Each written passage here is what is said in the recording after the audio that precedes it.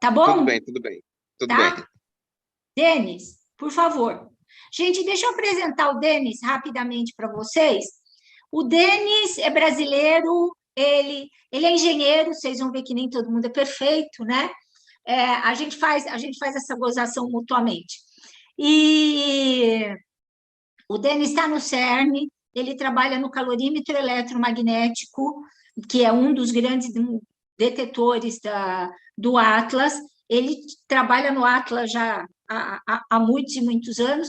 Ele é empregado pelo Laboratório Nacional de Brookhaven, nos Estados Unidos, mas ele mora ali pertinho do CERN, ele trabalha no CERN. Ele fez graduação, mestrado, doutorado na UFRJ, e aí depois vocês também podem aproveitar e fazer várias perguntas para ele sobre a trajetória dele, como é que está sendo a vida dele lá no Atlas e todas essas coisas, tá? Você já está lá embaixo, no poço, onde está o detetor, ou você ainda vai descer? Não, já estou aqui embaixo, porque senão o tempo é muito, muito tempo para descer, mas eu vou dar uma descida com relação ao lugar que eu estou aqui agora, Tá, para poder mostrar mais coisa para vocês, claro, né? tá bom, gente. Então, Denis, por favor, muito obrigada aí por conseguir Bom, agendar essa visita com a gente aqui. eu vou fazer o seguinte, eu vou fazer uma rápida apresentação do que eu vou falar aqui, né? Embora eu sei que a professora Márcia já falou a maior parte ou pelo menos escreveu uma boa parte da história do detetor, né? E, então, eu vou rapidamente mencionar 2 ou 3 coisas que eu acho que são importantes para depois eu poder fazer uma caminhada aqui dentro da caverna do experimento com vocês, e depois a gente faz uma parte de uns 15, 20 minutos de pergunta, ou até mais, né? Que é onde a gente vai tentar responder alguma das perguntas aí de vocês. Por exemplo, essa do rapaz aí, talvez já passe logo a bola para a Márcia, quando for a hora. Mas, olha só, deixa eu só transmitir aqui uma imagem que eu acho que a Márcia já deve ter mostrado. Eu não consegui assistir toda a palestra da Márcia, porque eu estava justamente me deslocando para vir para cá, tá? Mas aqui a gente mostra de novo para vocês. Vocês já viram o detetor Atlas, né? Provavelmente ela já tinha mostrado essa imagem, talvez uma mais parecida, onde a gente vê essa estrutura que você tem, o feixe de partículas, né? Chegando de um lado, feixe de partículas que vai vindo do outro, e aqui é o ponto de encontro, né? Espero que vocês estejam vendo não só a imagem, mas também o meu mouse, né? Onde tem um sinalzinho de mais. Aqui é o ponto onde acontece a colisão, onde acontece a mágica, vamos dizer assim, que não tem nada de mágico, né? Que é simplesmente a energia acumulada, né, na velocidade das partículas, que vai se converter na massa de novas partículas, né, e, eventualmente, essa massa vai se converter de volta em outras partículas com bastante energia. Um caso típico que eu menciono, por exemplo, um próton vem colidir com outro próton, ou os constituintes desse próton, né, tipo, por exemplo, os quarks ou os gluons, eles vão colidir. Então, toda aquela energia que foi acumulada durante o processo de aceleração nessas partículas, de repente, ela está concentrada num volume extremamente pequeno. Então, o que acontece? A gente tem o nosso E igual a mc, né, 2, fazendo com que aquela energia se vire uma massa. Por exemplo, um bóson Z. E esse bóson Z ele é uma partícula extremamente instável, ele não fica muito tempo vivo. Ele tem que desaparecer muito rápido, em 10 a menos 24 segundos. Então, o que acontece? Ele desaparece, então a massa dele tem que ir para algum lugar, tem que virar alguma coisa. E ela vira, por exemplo, a energia de 2 elétrons, ou de 2 muons, né, 2 partículas chamadas elétrons, ou 2 partículas chamadas muons, que vão carregar essa partícula, já vão aparecer com alta velocidade, porque já vão aparecer com uma velocidade que confere a elas essa energia, que seria mais ou menos a metade da massa do Z, né, porque ele se divide em 2, né, normalmente. Tá? Então, o detetor é essa estrutura gigantesca, imensa, você vê o tamanho. Aqui, se eu tentar dar um zoom, você tem as pessoinhas que estão ali, né? E aí vocês vão perguntar, mas okay, por que você está mostrando isso? A Márcia já mostrou. Qual o interesse? Bom, o interesse é que eu estou basicamente nesse ponto aqui em cima de uma das rodas de muons, né, que a gente chama, são esses detetores imensos para detectar muon. E no que nós vamos ver, que eu vou descer por aqui para o lado, vou passar quase em cima do LHC, e depois vou dar uma volta aqui pela lateral do experimento até o outro lado. Então, vocês vão ver todo o tamanho da criança. A única coisa que está faltando, bom, nesse momento o detetor já está começando a se preparar para fechar, quer dizer, essa daqui provavelmente vai ser uma das últimas visitas que a gente vai estar fazendo com o detetor ainda aberto, ou seja, que eu posso ainda descer aqui e estar nessa posição, depois a gente só vai poder fazer visita lá de cima da caverna, da sala de controle da experiência, né? E aí o que acontece é que a gente já está com o detetor parcialmente fechado. Então, por exemplo, essa parede de muon aqui, anteriormente ela estava colada com essa daqui, né? Essa grande roda que a gente chama, né? A Big Wheel. ela estava colada com essa daqui. Agora ela já foi movida para a posição final, que significa que eu não posso mostrar muitas coisas dentro.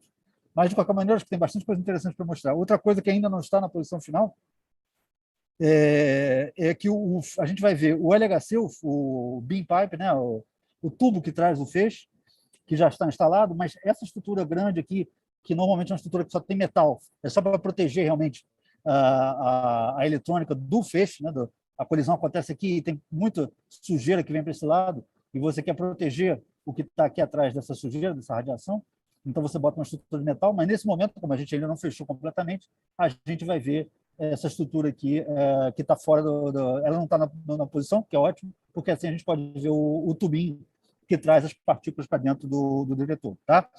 Bom, aqui eu estou, como eu disse, no topo aqui da caverna, e, obviamente, para trazer todo esse material para baixo, uma das coisas que aconteceu é que esse material teve que passar por 2 tubos gigantescos. Então, aqui, nessa imagem, a gente não vê, mas tem 2 tubos bastante grandes que trazem, né, por onde foram trazidas todas as peças do Atlas. Eu vou mostrar isso também para vocês. Bom, vou agora parar de compartilhar essa imagem e vou voltar para a minha câmera.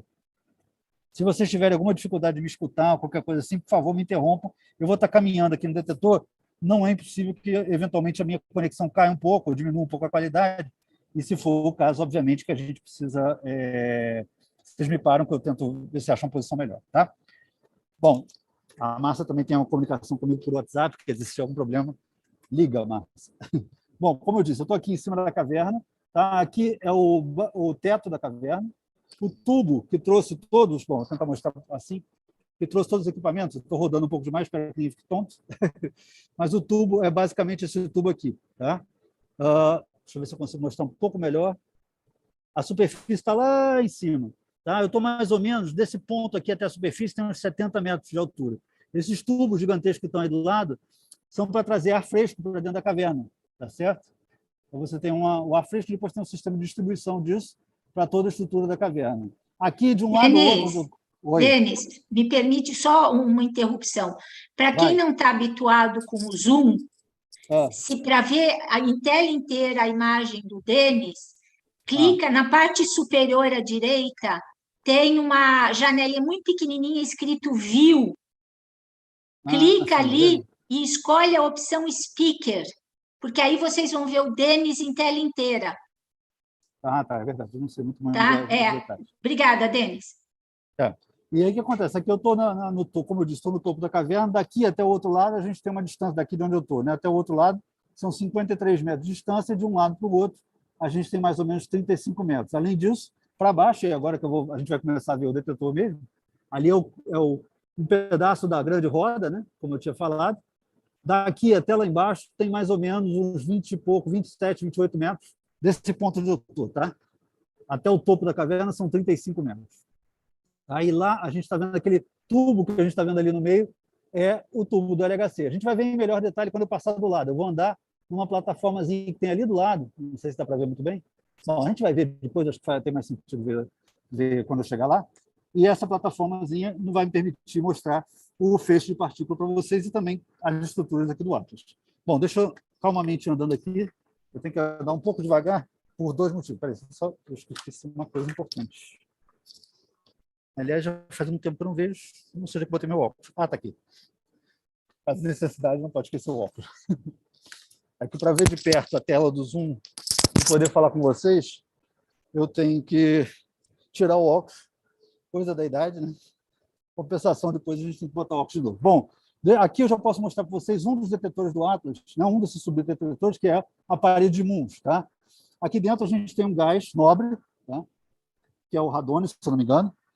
O que acontece? Quando uma partícula é carregada eletricamente, como, por exemplo, o Mum, né? O Mum ele tem ou a carga negativa ou carga positiva, quando ele atravessa essa estrutura, ele ioniza, ele tem muita velocidade, essa muita velocidade é muita energia, ele perturba os átomos do gás radônio e faz com que esse átomo perca elétrons, basicamente é um processo de ionização.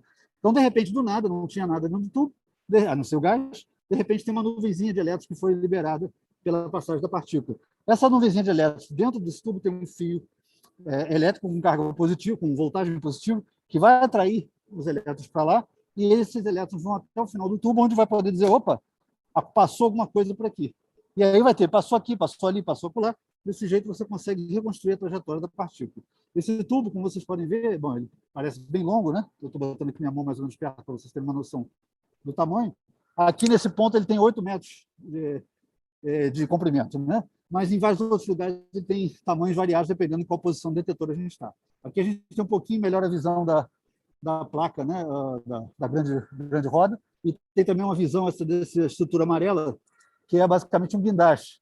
Ele consegue carregar 65 toneladas, esse aí, que não é grandes coisas, porque, por exemplo, algumas das peças, como, por exemplo, os magnetos que fecham o Atlas, pesam mais de 240 toneladas. Aí, nesse caso, quem segura o tranco são... deixa eu ver se eu consigo mostrar. Aqui vai ser impossível mostrar. Quem segura o tranco, porque tem essa luz aqui muito forte, deixa eu ver se eu consigo mover, são guindastes que estão na superfície. Então, às vezes, a gente quer mover alguma coisa aqui embaixo, mas tem que utilizar o guindaste que está lá em cima. Aqui eu consegui uma visão mais ou menos bacana da superfície. Tá? Bom, vamos continuar descendo aqui para a gente poder ir explorando. Então, já mostrei para vocês um dos detetores de partículas, tá? do detetor de Muns, e vamos agora descer um pouquinho para a gente poder ver mais coisas. Só um segundo. Eu estava nesse ponto lá no alto, é o equivalente a 10 andares. Aqui, ó, essa roda gigantesca que eu vou mostrar aqui para vocês, essa lateral, ali está de novo o feixe de partícula, ela tem 27 metros de altura, tá? essa roda, 13 de raio, né? Nesse ponto onde ela estou, como eu disse para vocês, ela normalmente a posição que ela fica para quando o detetor está em funcionamento é essa aí. Mas durante o período que a gente quer acessar o meio do detetor, para poder acessar o meio do detetor, essa roda, está vendo aqui tem um trilho do lado, ela é trazida lá de perto até aqui, onde a gente pode, então, começar a puxar as peças lá de dentro, outras peças lá de dentro, e dessa forma a gente pode ter acesso ao interior do detetor.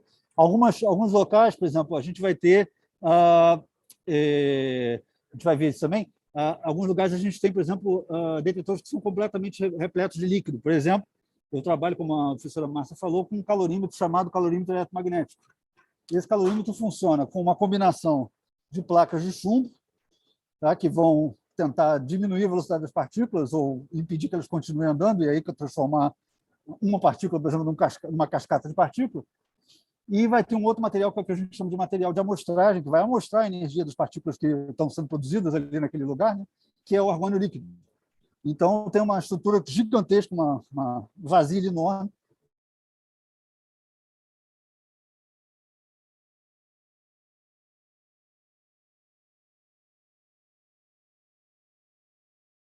Tem reservatórios também de líquido aqui dentro da caverna, e é por isso que esse site, esse local, é um lugar que, para você poder acessar, você tem que ter um monte de permissão, um monte de curso, porque é exigido que você tenha noção da segurança ou dos perigos, né, que você pode ter.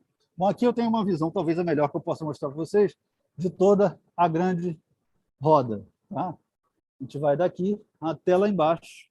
Lá embaixo vocês podem ver os locais onde a gente pode ter... Bom, é o fundo da caverna, que é mais ou menos 90 e poucos metros de profundidade, com relação à superfície, claro. E ali vocês podem ver, como eu tinha mencionado, a estrutura azul, né, que é um tubo de aço que protege, né, o LHC, mas no meio vocês podem ver o tubo... não, daqui não está para... Espera aí. Agora tem que botar o óculos, senão não vejo. Não, o tubo do LHC, a gente só vê um pedacinho, o tubo preto que está ali no meio não dá para ver tão bem. Eu acho que do outro lado a gente vai ver melhor. Vamos tentar ver melhor lá do outro lado. Você vê que tem muita estrutura de guindaste e tudo mais para poder trazer pessoas até ali perto, né, até os locais onde a instalação tem que ser feita. Outra coisa importante, como, né, a professora Márcia falou, aqui o problema não é só um problema de físico. Tem muito físico, mas também tem muito engenheiro. Por quê? Porque, bom, esses detetores funcionam utilizando, né, o melhor que tem em termos de tecnologia, né, a grande parte do avanço de tecnologia que a gente tem para diferentes coisas que a gente utiliza na nossa vida vieram de pesquisas, né, de fundamentais como essa aqui. E você vê que existe um monte de cabo ali conectado, por exemplo. Bom, aqui não vou dizer que aquilo é o topo do topo da tecnologia, né, fios assim, mas o ponto é que você precisa de muitos, para poder montar esses equipamentos, você precisa não só de muitos engenheiros que vão fazer o design dessa estrutura toda, mas também técnicos, que vão estar aqui fazendo essa instalação de todos esses cabos. Estou passando aqui mostrando mais alguns. Né? Está aqui tudo equipamento de eletrônica de alta velocidade para poder justamente processar o sinal que está vindo dos detetores. Então, tudo isso são informações importantes. Então, coisa importante para vocês guardarem. Bom, aqui eu estou andando ao lado, né, do detetor. As paredes de Moon, que lá naquele canto são redondas, né? Faz aquela estrutura redonda, aqui elas são placas, né? Porque está cobrindo a cebola, né? Cobrindo o lado da cebola, vamos dizer assim. E você vê de novo, mais uma vez, que a gente tem um monte de estruturas que só estão aqui para poder fazer, entre outras coisas, né? Distribuição de, por exemplo, gases. Aqui, ó. Isso aqui é o sistema que distribui gases para as câmaras de deteção de Moon, por exemplo. E toda uma fiação para poder não só levar eletricidade para esses equipamentos funcionarem, mas também recolher o sinal. Bom, aqui eu estou andando, você vê que eu já estou andando há algum tempinho, olha essa quantidade de cabo. Isso aqui eu acho sempre impressionante de mostrar, né? Quantidade de cabo vindo das paredes para ser conectado em algum pedaço do detetor. E aqui eu estou chegando na plataforma do outro lado do detetor, que, obviamente, assim como no... Aqui tem um barulho sempre chatinho, né? Assim como eu tinha mostrado antes, também a gente tem aqui a janela, né? A grande roda de Moon do outro lado. E aqui eu vou subir nessa plataforma, que realmente eu vou dizer que me dá um pouco de medo de subir nessa plataforma, está um pouco alto demais. E aqui a gente tem, do outro lado do detetor, aqui a gente tem algumas coisas mais interessantes que a gente pode ver. Aqui no caso, veja, eu não tinha prestado atenção nisso quando eu passei, quando eu estava chegando para apresentar para vocês o lado. Aqui a parede de Moon, ela ainda está na posição aberta, tá certo? Essa parede ainda vai se deslocar e fechar completamente, mas isso nos dá uma boa possibilidade. Primeiro, a possibilidade de a gente ver o feixe de partícula, aquela estrutura preta, lá bem no meio, né, dessa bancada azul aqui que a gente vê. Tá? Então, você tem uma visão bastante bacana do feixe de partícula do LHC. Aquilo ali é o LHC. Né? O LHC, toda a estrutura do LHC está para esse lado de cá. Ele cospe a partícula lá para o meio, mas tem que passar por um tubo, porque, obviamente, esse tubo tem que ser um tubo a vácuo. E vai lá para o meio do detetor. Essa estrutura enorme que vocês estão vendo aqui é um magneto. Esse que eu falei que pesa 240 toneladas. Basicamente, aí dentro você tem material supercondutor, tá? Que vai ser capaz de passar uma corrente altíssima. No caso aqui são 20.500 amperes. Né? Na casa de vocês têm lá o disjuntor de 20 amperes, 30 amperes. No carro tem aqueles disjuntores de 12 amperes. Né? Disjuntor não, desculpa, fusível de 12 amperes no carro. Aqui são 20.500 amperes.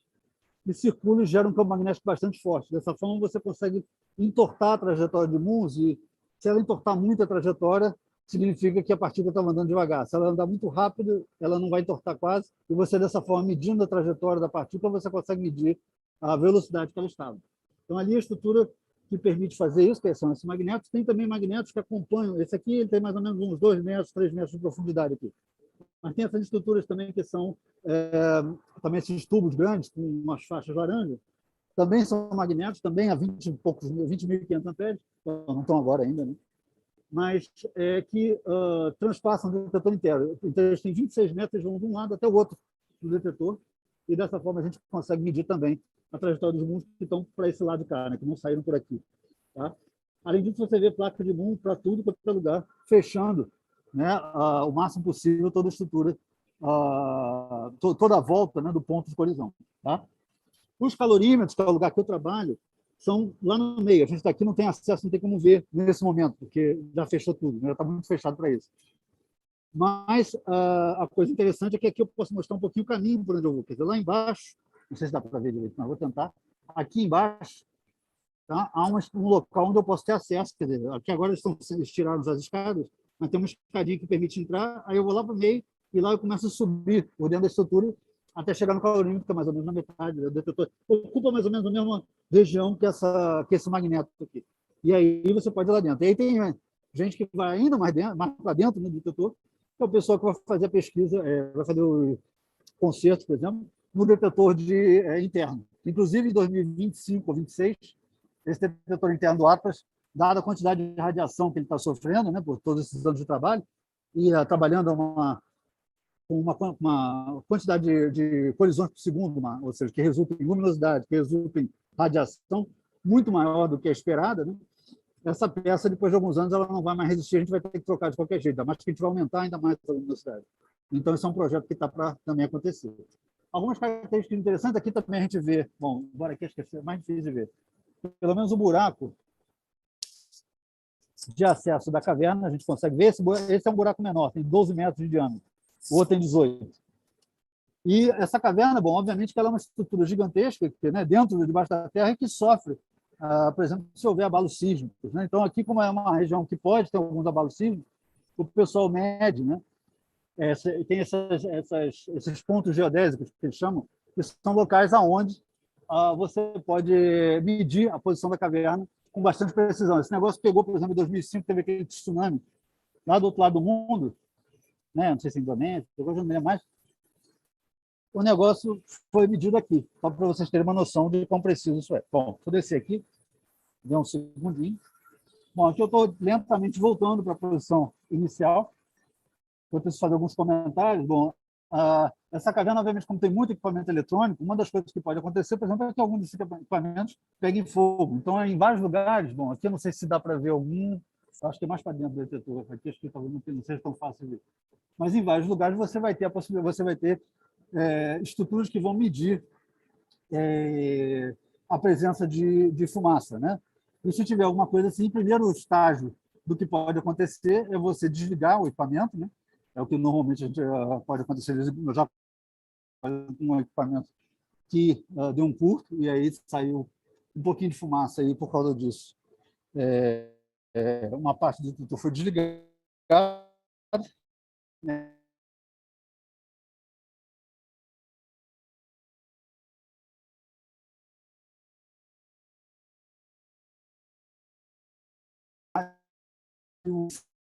Fica muito grande. Entretanto, o problema, se você fizer isso, você imediatamente vai queimar uma parte dessa eletrônica, vai matar uma parte dessa eletrônica que está exposta, como, por exemplo, essa que eu estou passando aqui do lado, associada às paredes de mundo. Então, é uma situação bastante complicada aí para gerenciar.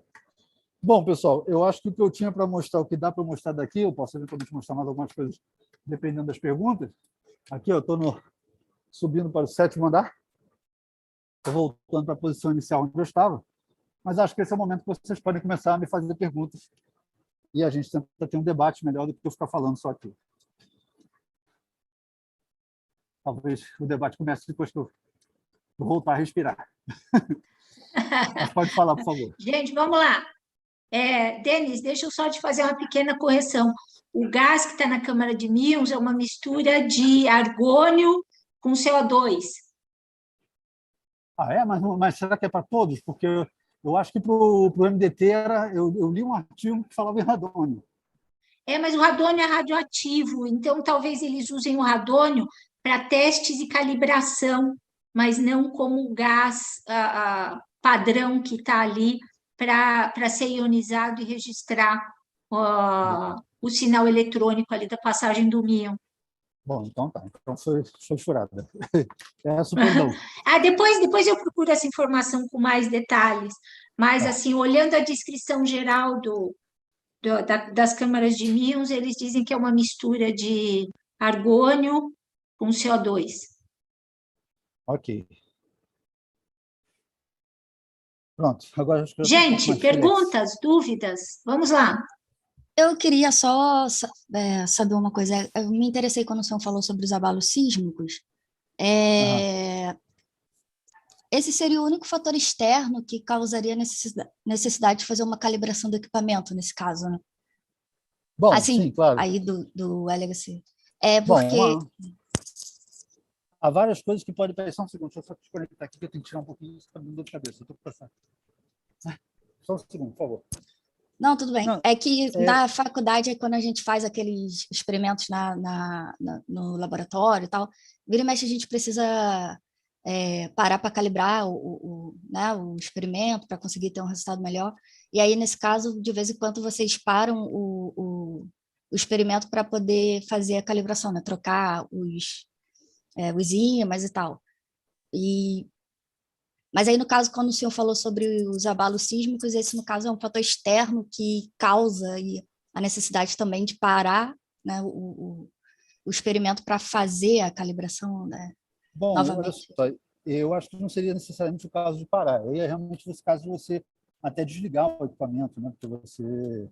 É um perigo, né, de repente acontecer uma situação de você ter um abalo sísmico e que isso possa te levar a ter um problema realmente.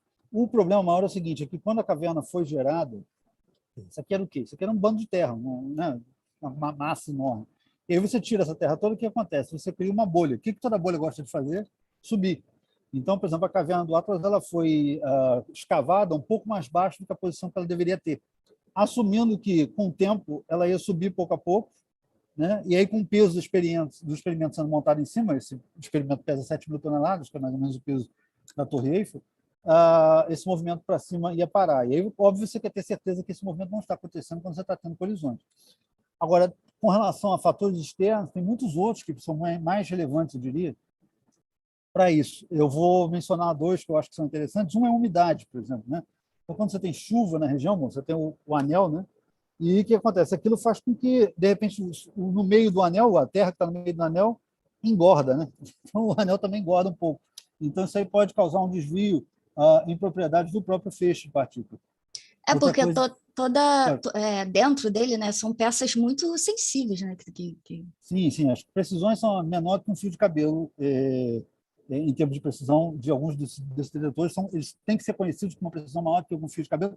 Por quê? Porque você faz simulações com o detector e você quer que as simulações sejam o mais próximo possível da realidade, né? Até porque você quer comparar os seus resultados com os resultados da simulação para ver onde é que não bate, né? E aí, onde que não bate, você tenta arrumar uma explicação, que aí é o pessoal da fenomenologia ou o pessoal da teoria que vai tentar olhar e vai tentar entender o que está errado, por que o resultado não está batendo com aquela simulação do experimento. Então, tem esse um fator, por exemplo, era a umidade. Outro fator que é bastante interessante, uma vez eu estava na sala de controle da experiência, né, e você tem uma medida da taxa de colisões, quer dizer, da taxa de colisões que está acontecendo. Embora acho que na verdade, é uma medida seguinte, porque quando você vai fazer a colisão, você não colide um próton com um próton, é impossível. Você nunca vai um próton, se eu chutar um próton de 20 e poucos metros de distância e chutar o outro do outro lado, eles não vão se encontrar nunca. Então, para evitar a possibilidade de gastar dinheiro, montar e não conseguir fazer nenhuma colisão, a gente manda um pacotão de prótons. Na verdade, um pacotão de 100 bilhões de prótons do lado, 100 bilhões de prótons do outro. Quando você deixa esses pacotes se cruzarem, né, você tem por volta, às vezes 20, às vezes 30, às vezes já chegamos a perto de 70, acho que até mais de 70 colisões por cruzamento de pacote, né? Então, o que acontece? Quando você tem essas colisões, você vai ter vários produtos saindo dali, vai ter, né, são todos independentes, e algumas são interessantes para a física, outras, a maior parte, 90% delas, não tem a menor graça para a física, o pessoal quer descartar, e por isso que existe um sistema de filtragem que joga fora a maior parte das colisões. Mas algumas são interessantes e você quer guardar. Bom, o ponto é que você mede, você tem medidores que vão te dizer online, né, enquanto a experiência está ocorrendo, qual é a quantidade de colisões que está sendo produzida no centro do LHC. E você vê esse número caindo. A luminosidade vai caindo conforme a experiência vai rolando. Por quê? O feixe, você enche o acelerador com partículas, né, para fazer a colisão e você deixa eles colidirem. Ora, das 100 bilhões de partículas, você está perdendo partículas cada vez que eles se cruzam.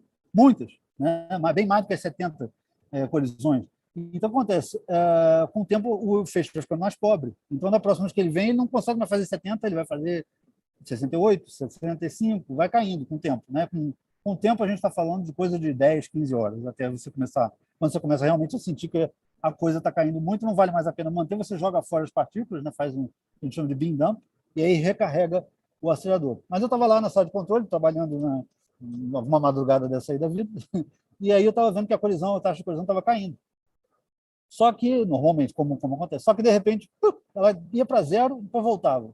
Aí continuava caindo como se nada tivesse acontecido. Daqui a pouco ia para zero de novo e voltava.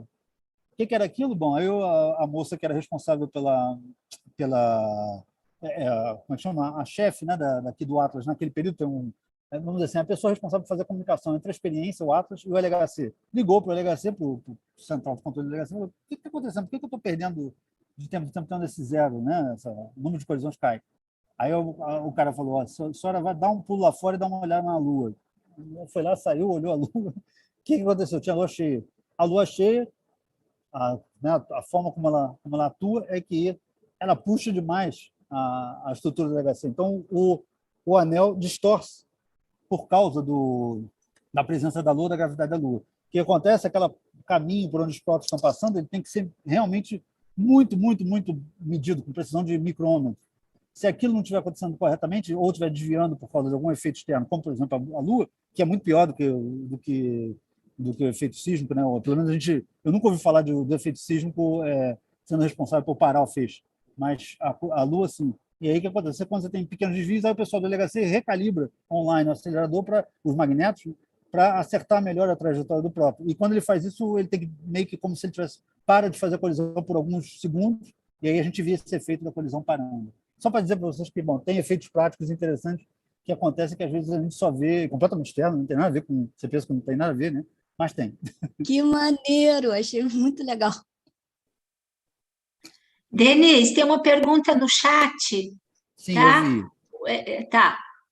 Então, bom, eu, na verdade, eu sou formado em engenharia, né? Fiz minha formação como... Eu simplesmente não fui suficientemente corajoso no Brasil final da década de 90 de pensar em ser professor de física. Peço perdão aos professores de física presentes, mas eu não fui. Então, eu resolvi tentar ir para um lugar que talvez, pelo menos, eu tivesse alguma chance maior de arrumar um emprego, que foi ir para a engenharia. Mas eu sempre gostei muito da física, eu sempre quis muito estar perto da pesquisa, então eu acabei fazendo esse mestrado, eu acabei não fazendo mestrado, eu fui direto para o doutorado, para fazer o doutorado em engenharia aplicado a detetores, né, ao desenvolvimento de detetor de física. Então, meu doutorado já foi, embora seja ainda registrado como engenharia, mas já foi se aproximando, né? Foi engenharia aplicada a um problema de física. E aí o que eu faço, eu trabalho. Sim, eu faço parte de manutenção, então, por exemplo, tem fonte de alimentação aqui dentro do detetor que eu sou responsável, eu faço o software que lê como é que essas fontes de alimentação estão funcionando, se elas estão funcionando direito ou não, né? E aí eu verifico, o software fica analisando, se alguma fonte começar a ficar doida, ele pode cortar, né? Desliga a energia dessa fonte, esse tipo de coisa. Mas também faço uma parte de análise, quer dizer, como eu disse, há um enorme número de colisões que acontecem, são 40 milhões de colisões, até 40 milhões de colisões que acontecem por segundo no centro do Atlas, né? Como também no centro do CMS. Né? Só que a maior parte dessas colisões não interessa de forma alguma para a física. Né? Ou é fato já conhecido, ou as partículas simplesmente cruzam e ninguém se vê, ou acontece delas se cruzar, se vê um pouquinho, mas sai tão perto da linha do feixe que não chega batendo no detetor. Então, você tem várias coisas, a maior parte das colisões não interessa. Então, você diminui de 40 milhões de colisões por segundo para, bom, aqui no caso da LHC do Atlas, né? Você diminui para cerca de 100 mil por segundo, isso através de um sistema de hardware que vai verificar se teve deposição de energia, se teve algum muon que passou, né, deposição de energia no calorímetro, ou se teve algum muon que passou e deixou sinal nessas paredes de muon, né, dos detetores de muon. E aí, dessa forma, você já descarta um monte de gente, você guarda 1 a cada 400, né, só com esse sistema de filtragem online feito com hardware, que inclusive está sendo upgradeado agora, está sendo melhorado agora. Aí você tem 100 mil colisões por segundo, que ainda é demais. Não dá nem para você não consegue nem puxar esses dados todos e jogar para fora do detetor. É um fluxo de dados, aí você tem que ter bons engenheiros também que trabalham com questão de tratamento de dados e fibras óticas e tudo mais, para poder saber como é que vai puxar esse dado para fora do detetor. Então, a gente já está no limite disso também, são 100 mil eventos por segundo, cada evento 1.5, não, no caso do Atlas agora é 1.2 megabytes, entre 1.0 e 1.2 megabytes. Então, você tem que trazer esses 100 mil eventos para uma fazenda de computadores, né? Aqui em cima do doutor tem são de 40 a 50 mil nós de computação lá na superfície. Então, os dados sobem para lá, né? Uma parte dos dados, não todos. E eu fiz parte dos programas que pegam essas informações online, né? Então, não pode ser exatamente o mesmo software que é usado para o pessoal que vai fazer análise, porque esse pessoal tem todo o tempo do mundo para fazer análise, o dado já está gravado, mas aí você tem online. Você vai olhar cada lugar onde o primeiro nível de trigger, né, o primeiro nível de seleção, achou que tinha alguma coisa, você vai tentar reconfirmar aquilo. Na maior parte dos casos, aquilo não é interessante também. Então, você joga fora a cada 100, você só guarda 1. Então, no final das contas, dos 40 milhões de colisões que você tem por segundo, você guarda 1.000, 1.200. Tá? Então, quer dizer, você joga fora a maior parte das coisas, mas você tem que ter um sistema. Você não pode, nesses 1.200, nessa jogada fora de 99%, esquecer, por exemplo, de guardar um Higgs caindo em dois fótons. Isso é demissão imediata. Então, o pessoal faz o quê? O pessoal tem que ter software, o design de um software que seja rápido, mas eficaz. Esse é o trabalho que eu gosto de fazer. Vamos dizer assim, uma outra parte do meu trabalho, que eu faço a parte de manutenção, mas eu faço uma parte que é bem mais próxima da análise física, que é escrever o código que lê a informação do detetor, traduz essa informação em informação física e depois tenta detectar se aquela informação realmente corresponde a um elétron, a um fóton, no caso de jatos, né, também fazer pesquisa com jatos, ou somar a energia inteira que bateu no detetor e ver se está faltando alguma coisa, que significa que houve a presença de neutrino. Então, tem várias coisas que que eu faço, que são... acho que a graça desse trabalho que eu faço, uma boa parte pelo menos, é que eu estou bem perto da física, mas eu não sou físico. Então, por exemplo, o físico ele acha que ele pode resolver tudo, né, qualquer problema, mas e ele resolve realmente. Não estou dizendo que não resolve, mas isso não quer dizer que seja, por exemplo, quando você vai traduzir essa solução para um computador, o físico não sabe todos os detalhes. E aí, nesse caso, é bom ter um engenheiro por perto que vai traduzir para fazer esse software rodar na velocidade que é requerida. Né? Você tem que rapidamente dizer se você quer guardar ou não, porque enquanto você está pensando se vai guardar ou não, tem mais eventos chegando, né, online. Então, você tem que cuspir esses caras logo, quer tirar esse cara logo dali se você não vai guardar. Né? Então, por isso que é importante você ter, eu acho, essa combinação um pouco do físico com o engenheiro. Né? Rapaz aqui me escreveu um outro, não, acho que é o mesmo, Pedro Eu Lucas, mesmo. fez graduação em física, mas fez técnico em mecânica. Né? Bom, aqui, por exemplo, para citar um exemplo, nosso detetor, né, o calorímetro eletromagnético, deixa eu mostrar aqui uma foto, deixa eu ver se eu consigo achar uma foto aqui rapidinho, que eu acho que vale a pena nesse caso. Só me dá um segundo.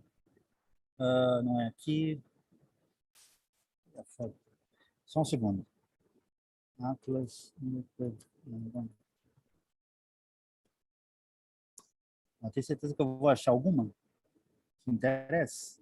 Bom, agora tem muitos, tem talvez mais. Só um segundo. Acho que vale a pena porque eu vou poder demonstrar o ponto que eu quero fazer com relação a um estudante. Perfeito. Achei que eu queria. Bom, vou pegar aqui fazer um share da minha tela. Então, observe aqui essa imagem que está aqui, tá certo? Essa imagem aqui no canto superior direito, tá? Eu vou até cortar minha câmera que não precisa dar. O que acontece? O que você está vendo aqui são placas de chumbo, tá? Essas são placas de chumbo do calorímetro eletromagnético, tá? Normalmente ele é organizado com todas essas plaquinhas, uma do lado da outra, coladinha no outro, e isso tudo, aqui acho que a gente vê talvez não é que é pequena a imagem, mas isso tudo está dentro. Cadê? Sumiu a imagem. Só um segundo, peraí. Dentro de uma vasilha gigantesca, tá? Onde está o argônio líquido, tá? Mas essas plaquinhas, como eu mencionei para você, elas são de chumbo, é um troço pesadinho, né? Você pode imaginar isso. Deixa eu voltar aqui aquela imagem que eu estava inicial, que eu perdi ela. Está aqui. Ou seja, o que acontece? Você tem um problema que, como elas têm uma certa, né, elas têm uns 50 centímetros a 60 centímetros de comprimento, o que acontece é que essas placas se deformam com a gravidade. E aí significa que o distanciamento entre uma placa e outra, dependendo de onde você está, se você está a 90 graus com relação se você está, né, na linha reta da superfície, não tem desvio nenhum. Mas se você está né, uma vertical a partir da superfície, mas se você está numa horizontal, né, na posição horizontal, essa placa ela vai sofrer um desvio, ela vai entortar.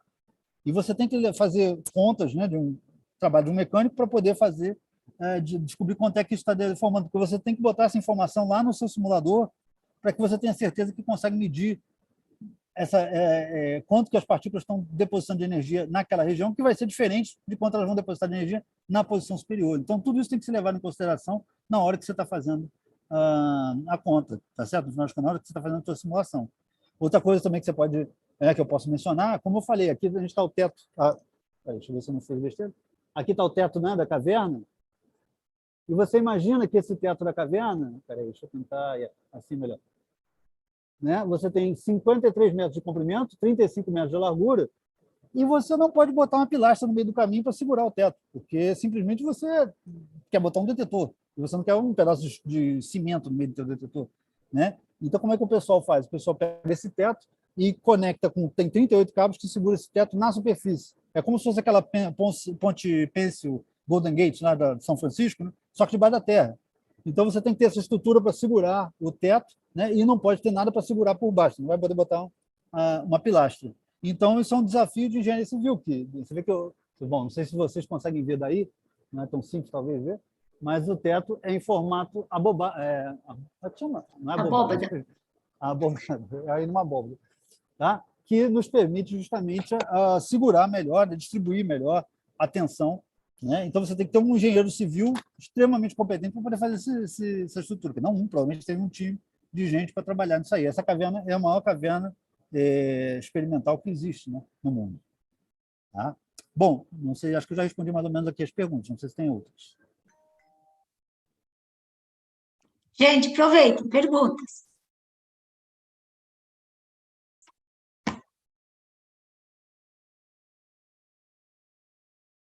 Aqui, tem uma no chat.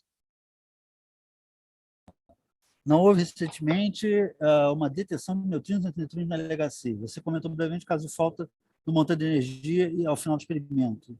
E atribui seus neutrinos. Como é feito? Não, olha só, o lance é o seguinte, não é no final do experimento, é a cada evento, tá? A cada evento de colisão, tem algoritmos, né, que são executados, alguns em hardware, outros em software, que vai contabilizar todas as partículas que bateram no detetor. E aí vai pegar todo mundo que é elétron, fóton, jato, muon, também você vai pegar o detetor, vai contabilizar aquilo tudo. E é uma soma vetorial que tem que ser feita, né? Porque você tem que levar em consideração a posição de onde está. Então, por quê? Porque o detetor ele é feito de uma forma simétrica, ele é um cilindro exatamente para isso. Por quê? Porque aí você tem partícula entrando de um lado do outro. Qual é o momento transverso a essa linha? É zero. Então, se sair alguma coisa para cá, que for um produto de uma colisão, por exemplo, se você tiver um bóson W, o bóson W vai ser gerado na colisão, ele vai gerar, por exemplo, um elétron indo para cima, mas tem que ir um neutrino para baixo para compensar. O que você vai ver quando você contabilizar, que o neutrino você não sente, ele passa pelo detetor, não vê o detetor, ele vai embora. Mas você vê o elétron. Então, se você contabilizar, né, a soma vetorial, você vai ver que, olha, a soma total das energias está para cima, que significa que está faltando alguma coisa para baixo, porque você sabe que tem que estar faltando, essa coisa para baixo tem que estar lá. Então, se ela não apareceu, se não nada conseguiu detectar ela, e não foi, por exemplo, um pedaço do detetor que estava faltando, que desligou, alguma coisa assim, você sabe que aquilo ali está associado a um neutrino. Então, o que você tem que fazer? Essa é a forma que a gente consegue medir neutrino. O problema com isso, quer dizer, existe um problema sério na medida do neutrino, que é um problema sempre complicado, é que, obviamente, cada vez que você soma, imagina que você tem um evento que tem um elétron aqui, um jato ali, um fóton acolá, você vai ter que somar tudo isso. Mas essas partículas são todas medidas com uma certa resolução. Quer dizer, você tem um erro naquela medida, né, na energia daquela partícula, no momento daquela partícula. O que significa que você vai acumular uma quantidade grande de erro quando você está somando todo mundo. Né? Então, significa que a resolução na medida tanto da posição, né, como da energia do neutrino, né, do momento que o neutrino está carregando, ela é pobre, ela é sempre pobre. Então, normalmente, você tem medidas para detectar neutrino que você tem que ter um threshold bem alto, quer dizer, de energia, para ter certeza que você está realmente num negócio, está faltando muita energia, para você ter certeza de dizer, olha, realmente tem alguma coisa aqui que vale a pena guardar e tudo mais. Então, normalmente, o ponto de mínimo que você aceita para dizer que aquilo ali tem chance de ser um neutrino, está faltando muita energia, é bem mais alto, por exemplo, do que de um elétron ou de um fóton. Né? Um elétron, fóton, a gente corta em torno de 26 gigaelectronvolts, né, que é a medida que a gente usa aqui, 20, 26 gigaelectronvolts, às vezes um pouco mais, às vezes um pouco menos, dependendo da situação de luminosidade. Já o neutrino, eu acho que é da casa de 70, 80, é muito mais, porque você tem que jogar fora, ou tem muita coisa que você vai acabar tendo que... se você botar muito baixo esse número, você vai... Qualquer pequeno mal medida, né, uma medida mal feita de um elétron mais pobre, porque chegou num ponto, por exemplo, um pouco mais pobre, num ponto onde os elétrons não são bem medidos, tem alguns lugares no detetor que os elétrons não têm uma resolução tão boa de energia, você vai achar que tem neutrino ali faltando, e aí é um problema. Né? Então, não, a gente mede isso o tempo todo. Isso aí a gente tem o tempo todo esse tipo de partícula e tem que ser medido. O CMS é a mesma coisa. Bom, os outros detectores eu não sei, por exemplo, o Alice deve ser parecido, mas o que eu não sei como é que é o LHCb. Deve ser bem diferente, talvez a Márcia possa completar, porque o LHCb não tem essa estrutura fechada. Então, eu não sei como é que ele funciona para resolver esse problema também. Tá bom? Bom, mas de qualquer maneira foi uma boa pergunta.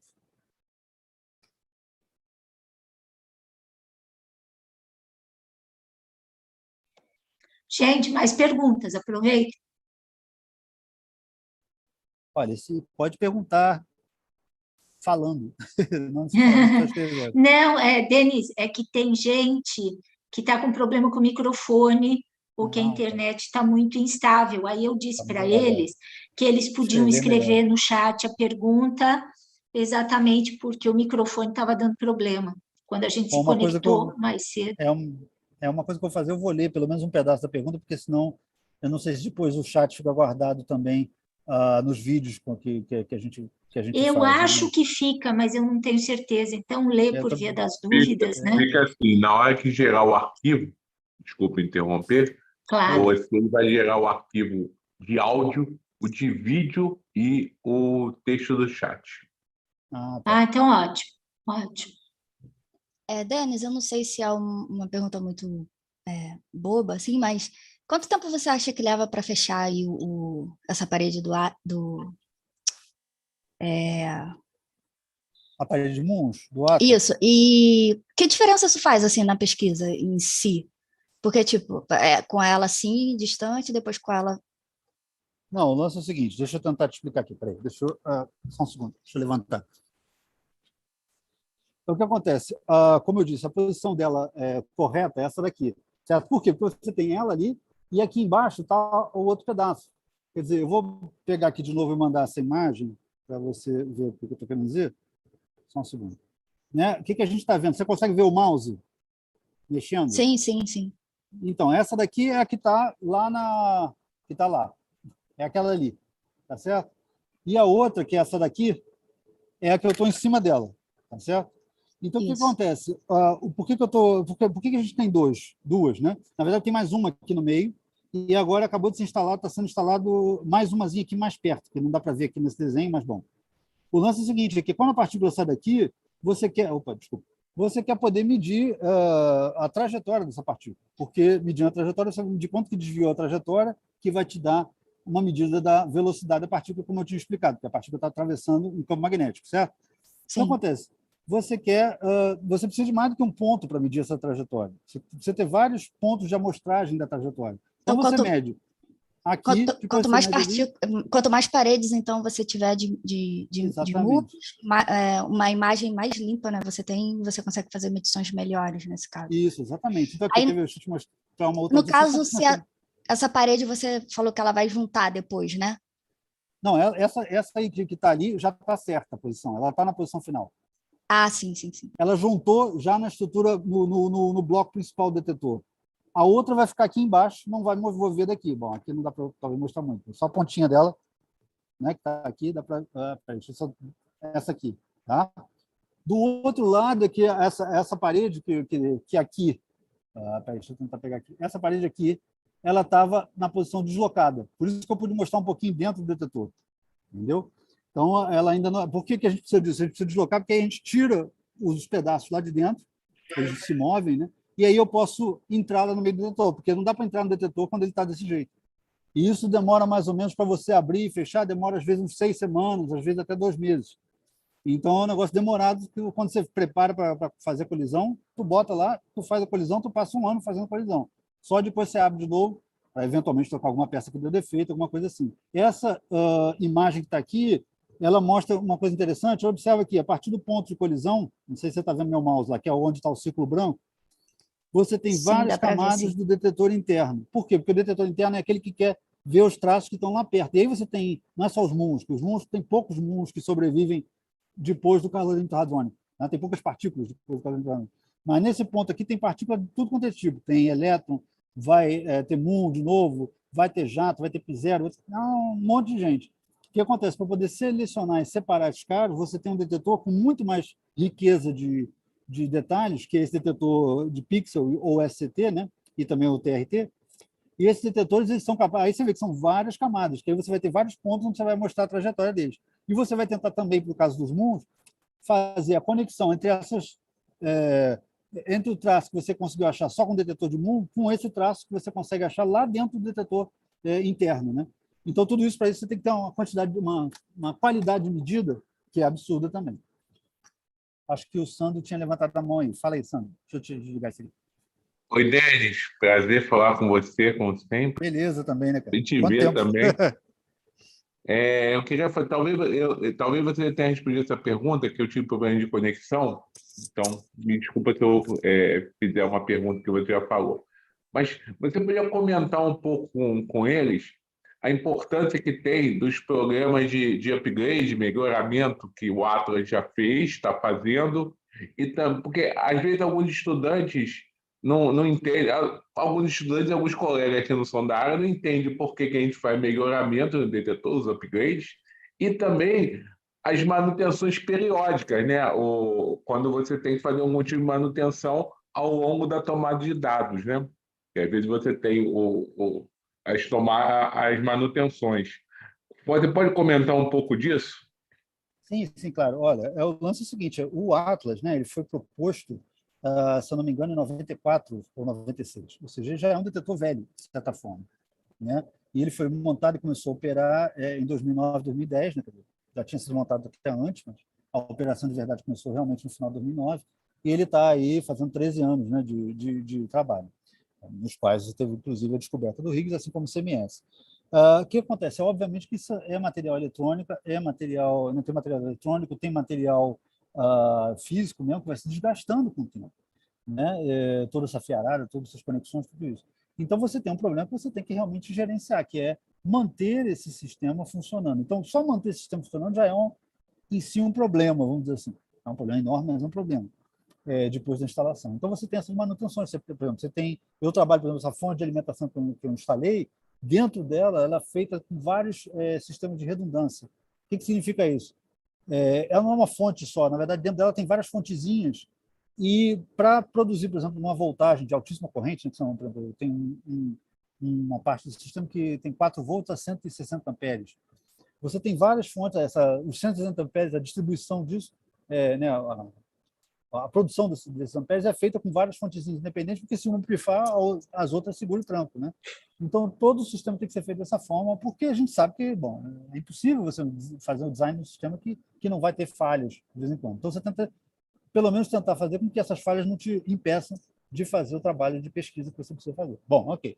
Então, há uma certificação complicadíssima, né, para esse equipamento. Além disso, todo esse equipamento tem que ser resistente à radiação. Então, eu me lembro, por exemplo, um amigo meu levou uma vez o professor Augusto, que era professor lá de Juiz de Fora, atualmente, né, mas ele, na época da tese dele, estava trabalhando aqui, ele tinha uma plaquinha que ele fez o design, que foi produzido na indústria brasileira, que foi instalada no Atlas, e essa plaquinha, o cara teve que ir num hospital, né, então tirava o paciente de câncer, que estava fazendo radioterapia, e botava a plaquinha dele para fazer botar, né, a radiação em cima da placa para verificar se ela era resistente à radiação, ver o comportamento da placa ao longo dos anos. E muitas desses circuitos estão funcionando muito além da dose de radiação que inicialmente era dispensada. Tá? Então, mas a gente sabe que isso é um problema que tem que ser gerenciado ou resolvido quando possível. Além disso, a pesquisa também nos aponta o seguinte, que, bom, conforme você faz você vai fazendo suas colisões e tudo mais, você vai verificando quais são os critérios que são importantes. Uma, você ter bastante energia, porque se você não tiver energia suficiente para gerar certas partículas, por exemplo, o bóson de Higgs, você tinha que passar, o bóson de Higgs a gente sabe que ele tem uma massa de 120 e poucos GeV. Você tem que passar algumas vezes do valor 120 e poucos GeV, sei lá, na colisão, né, na partícula que você está trazendo para colidir, para que você possa gerar alguma partícula com uma massa de 120 e poucos GeV.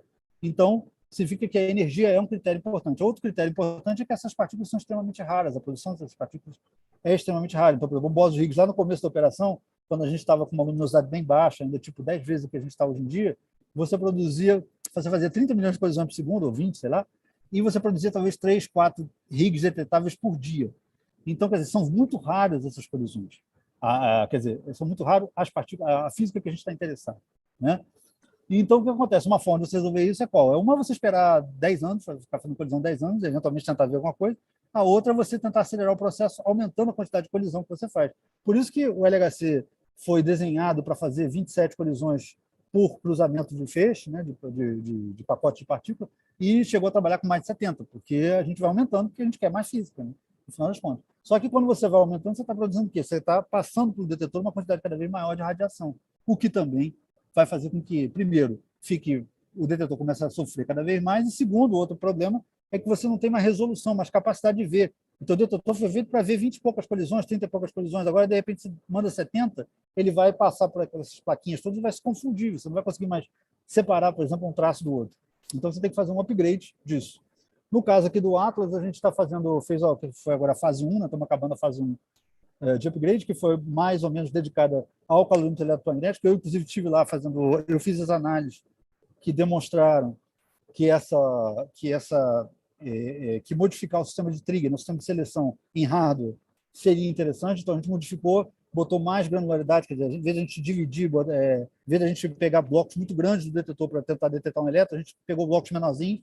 Então, isso aí significa que a gente teve que modificar o nosso hardware, e depois a gente joga essa informação não em placas feitas com hardware convencional, mas feitas com hardware programável, FPGA, né, para quem está mais interessado nos detalhes, para poder detectar as partículas que são interessantes, tipo elétrons, fótons, né, jatos e energia faltante. Então, tudo isso está sendo feito agora, está acabando agora, na verdade, essa fase 1, mas tem uma fase 2 que já está prevista, como eu falei, para 25, 26, no qual, por exemplo, o pessoal vai pegar esse detetor interno, que eu mencionei, que tem as várias camadinhas, vai jogar ele completamente fora e vai construir um novo, já está sendo construído um novo, que inclusive vai ter mais, vai poder chegar até um ângulo maior, né? Poder detectar partículas em um ângulo maior. Então, tem várias coisas aí que estão aparecendo, outros detetores novos, detetores que medem o tempo de chegada de partículas, tem um monte de coisa sendo feita que o objetivo é nos ajudar a separar ou a melhor detectar ou a melhor estudar depois offline eventos quando a quantidade de colisões é muito maior, né? Como eu disse, foi programado para 27 e o pessoal já está falando em 200 colisões por segundo. Quer dizer, para aumentar tipo 10 vezes a nossa capacidade de ver partículas, no final das contas, partículas não. Bom, tentei responder aí. Obrigado, Denis. Muito obrigado. Construção de aceleradores. Alguém aqui fez a seguinte pergunta: se existe projeto para construção de aceleradores maiores do que o do CERN, né, do que o LHC. Qual seria a vantagem? Bom, o problema é o seguinte, é que quando você tem um acelerador grande como o LHC, o que acontece? Quando a partícula está sendo acelerada, está rodando naquele anel, você não tem um setor gigantesco para acelerar, é um setor pequenininho, 20 e poucos metros. O resto tudo são magnetos que traz a partícula para aquele ponto. Como ela está rodando, né, 11 mil vezes por segundo, velocidade da luz, né, em 27 km, você pode acelerar, dar 11 mil chutinhos na partícula por segundo, você acelera ela. Só que você tem que ver o seguinte, quando ela está saindo do ponto de aceleração e ela dá a volta toda, ela risca de perder energia. Certo? Se esse risco de perder energia faça com que, na média, você perca mais energia, né, rodando uma vez do que você consegue acelerar depois de novo, significa que você não vai conseguir acelerar a partícula, você vai mantê-la mais ou menos na mesma velocidade. Né? Então, esses 27 km é o que a gente precisa para poder acelerar as partículas a 7 teraelectrovolts, 7 em cada lado, né? Então dá 14, né? Que é o máximo que o LHC pode chegar. Então, se você quiser fazer uma física, por exemplo, o pessoal, né, pesquisa a possibilidade de achar partículas de matéria escura, partículas exóticas e tudo mais, que estão todas na faixa de teraelectronvolts, né? Tipo 1, 2 teraelectronvolts, que o pessoal acha, nos modelos teóricos, prevêem acima dessa área. Ora, se você quer achar um cara desse, tu tem que ter um acelerador que possa manter partículas colidindo a bem mais do que o 14 teraelectronvolts que a gente consegue fazer aqui. Então, talvez você precise de um acelerador maior. Então, tem um projeto, sim, que é o FCC, que tem quase, acho que é 100 km de comprimento, pessoal, né, de circunferência, e que vai, bom, se sair daqui, o LHC, na verdade, vai se transformar num pré-acelerador para esse outro acelerador maior ainda. Eu não sei, engraçado, uma coisa que eu esqueci de perguntar, é qual é a energia que o pessoal está almejando, né, para esse acelerador. Mas é um negócio absurdo também. Então, isso aí são coisas que estão sendo discutidas, Denis, e depois tem a questão de grana. Posso te responder isso. É 100 tera. 100 tera. Eu acho que é 100 tera para colisão de hadrons. Agora, por elétrons, eu não lembro. Bom, tudo bem, mas é da ordem de 6 vezes a mais, 6, 7 vezes a mais do que o LHC. Então, essa seria a vantagem. Aumentar a quantidade de energia, poder olhar uma física muito além da energia que a gente consegue fazer hoje em dia. A ideia é ver se nesses próximos 10 anos, talvez um pouco mais, espero que nesses próximos 13 anos, que assim dá para me aposentar no Atlas, se nesse período a gente consegue ter algumas indicações da física, qual a faixa de energia que seria realmente bastante mais vantajosa a gente ter. Então, se vale a pena a gente partir para 100 km, ou partir para 200 km, ou não fazer aqui, fazer em outro lugar. Então, isso aí são questões que ainda estão abertas. Ainda tem a outra questão, que talvez seja a principal, que é grana. Quem é que vai pagar isso aí? Porque não é fácil também, são muitas... tem que ser um processo, uma coisa colaborativa para poder gerar, para poder ter dinheiro para fazer um negócio desse tamanho. Bom, pessoal, talvez a gente tenha tempo para mais uma perguntinha aí, já que está chegando o meu horário, que daqui a pouco eu tenho que sair. Aproveitem para uma última pergunta.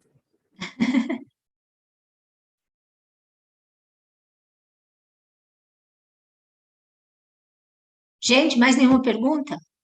Teve uma ali no chat, que é quem financia o CERN? É dividido entre a França e a Suíça ou entre vários países? Bom, eu vi que a Márcia estava comentando sobre, a professora Márcia estava comentando sobre os países que são os países membros, depois tem os países observadores, depois os países associados. Bom, todo mundo tem que dar uma grana e colaborar. Algumas colaborações acontecem, tipo de colaboração acontece a nível de CERN, outra acontece a nível de experimentos, aí depende um pouco do instituto, de qual país, é muito delicado isso aí, complicado dizer. O que eu sei é que são 27 países mesmo, se não me engano, pode ser que eu esteja enganado. Isso muda. 23. Depois de Israel, depois de Paquistão, depois de tudo? Eu não sei se eles estão com o país membro ou país observador, acho que eles contribuem com menos, por isso que muda um pouco o status.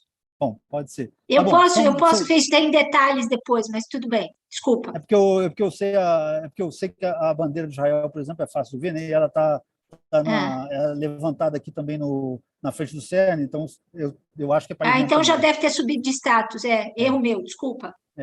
Então, acontece, mas, bom, são mais de 20 países, tá? E eles são, bom, aí que o lance que tem que entrar na Constituição do país, bom, tem que ser aprovado pela Câmara de Deputados, tem que ser aprovado de uma forma que seja garantido que vai ser um financiamento quase permanente, né? Há uma proporção do PIB do país. Então, é uma porcentagem, bom, totalmente ridícula, do PIB de cada país. Parece que para cada país membro isso custa o equivalente a um café, em termos de imposto, né? Um café por ano por habitante, mais ou menos. O budget é mais ou menos igual ao budget, a quantidade de grana, do hospital cantonal aqui de Genebra, né? Alguém pode falar, não, mas o hospital é muito mais importante. Sim, mas o hospital não funcionaria tão bem se não tivesse um centro de pesquisa próximo, capaz de produzir tecnologia, por exemplo, para fazer um PET scan, para fazer uma ressonância magnética, para fazer até tratamento de radioterapia com feixe de partículas. Bom, não tem aqui no cantonal, mas tem no Hospital Cantonal de Genebra, mas tem outros, né, que são filhotes de aceleradores de partículas sendo usados para matar câncer. Uma coisa bacana. Então, tudo isso significa que, bom, é um dinheiro que é aplicado aqui no CERN e dependendo do quanto você pode se comprometer com relação a isso, você ganha esses diferentes status de país membro, país observador e tal. Então, quem financia são esses 20 e poucos estados, 20 e poucos países que participam. E aí tem a Alemanha, tem a Inglaterra, tem, que eu falei, Israel, França, Espanha, Portugal, bom, Itália, eu já falei, Áustria, todo mundo. E aí esse pessoal pode não só contribuir, mas eles também podem vir e trabalhar aqui, quer dizer, você vai ter gente da Áustria, por exemplo, que vem trabalhar aqui, e é natural para eles, é como se eles estivessem na Áustria, né? A mesma coisa em indústrias, quando é necessário fazer um desenvolvimento, um trabalho, alguma coisa, precisa de uma peça nova, que não tem aqui, que não vai ser fabricada aqui, você pode usar a indústria para isso, mas aí você vai usar a indústria desses países, que são os países membros, uma forma de beneficiar, de retornar, né, o investimento que é feito por esses países. E, além disso, tem o retorno em termos de patentes, né, que acontece, que o CERN faz várias patentes, embora todas elas sejam de uso público, no final das contas. O CERN só faz a patente para garantir que ele não vai ter que pagar pela própria coisa que ele desenvolveu, que já aconteceu uma vez. Então, o pessoal passou, que antes o CERN não fazia patente, mas aí o CERN resolveu começar a fazer patente por causa disso. Bom, pessoal, infelizmente chegou aqui no limite do que eu posso ficar aqui com vocês. Eu espero que tenha sido bacana, que vocês tenham podido ver um pouquinho aqui do detetor e ouvir um pouco a experiência, né, de quem está aqui trabalhando. Quem sabe algum de vocês podem ainda ter interesse em vir trabalhar aqui um dia, ainda há tempo, porque ainda tem pelo menos mais uns 10 anos de Atlas, e CMS, LHCb e ALICE, quer dizer, esses experimentos ainda vão ser muito importantes e vão servir de base para coisas que vão ter no futuro, tá certo? Então, eu agradeço bastante aí a atenção de vocês, né, a presença aí da Márcia, do Sandro, né, a organização da Márcia e do Sandro, e, bom, espero que se tiver alguma outra pergunta, a gente marque uma outra visita, mas talvez já não seja mais aqui, seja lá em cima. Márcia, deixa eu fazer um comentário do Denis ir embora. Claro. É só para dizer a todos que esse ano, para nós, é um ano muito especial, né? Que vai ser o ano em que comemora 10 anos da descoberta do bóson de Higgs, né? O Atlas do CMS estão começando a preparar festividades para isso. Uma delas vai ser a publicação de uma nota conjunta entre os dois na Nature, que estão preparando. E acredito legal. que vários países envolvidos direto ou indiretamente também vão comemorar. Então é bastante importante ficar de olho nisso. No dia 4 de julho de 2012, né? Então a gente vai fazer agora, daqui a 3, 4 meses, vai fazer 10 anos, né? Bom, vamos ver o que vai dar para comemorar, né? Porque aqui, até que agora está começando a baixar um pouco, a gente estava no nível vermelho, né, de não poder vir ninguém aqui no CERN, agora nós estamos no nível laranja. Não, acho que vai para o nível laranja segunda-feira. Tá? Como o número de casos está diminuindo aqui um pouco agora, finalmente, então o pessoal espera que não seja um problema, né? Mas realmente está uma coisa desagradável. A gente atrapalhou bastante. Esse upgrade, por exemplo, da agora, era para já ter acabado. E acho que atrasou pelo menos uns 3, 4 meses, talvez até mais, por causa dessa história de Covid, né? Mas, bom, é a vida. Pessoal, então eu agradeço mais uma vez aí a atenção de todos e eu vou dar por encerrada aqui essa visita. Vocês talvez continuem aí com a Márcia. Denise, obrigada, super obrigada aí de conseguir ter agendado a visita, apesar de todos os percalços, tá? E, gente, para quem está aqui, a gente vai voltar a sala que a gente se conectou hoje às 8 horas da manhã, tá bom? Tá bom? E quem Denis, quiser depois brigadão. e quem quiser mais informação, pode entrar comigo, em contato comigo, ou pela professora Márcia, ou me procurar no Facebook, tá bom? Abraço a todos. Tá bom, obrigada. Tchau. Gente, a gente vai sair daqui e volta lá para